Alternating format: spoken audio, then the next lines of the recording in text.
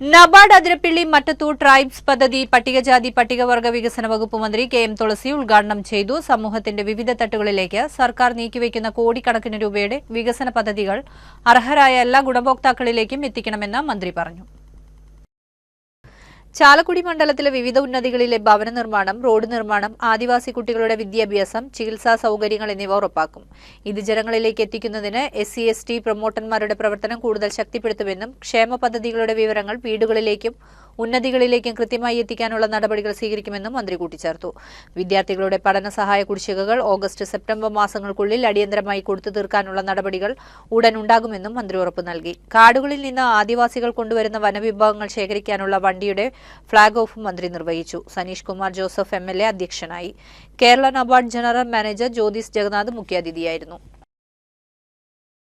MyG epic showroom ഇപ്പോൾ marine ഡ്രൈവിൽ.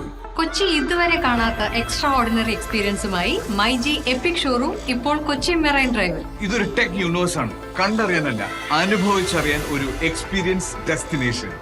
Home അപ്ലയൻസസോ ഗാഡ്ജറ്റ്സോ ഏതായാലും നേരിട്ട് കണ്ട് ഉപയോഗിച്ചു നോക്കി പൂർണ്ണ സംതൃപ്തിയോടെ മൈജി എപ്പിക് ഷോറൂമിൽ നിന്നും പർച്ചേസ് ചെയ്യാം.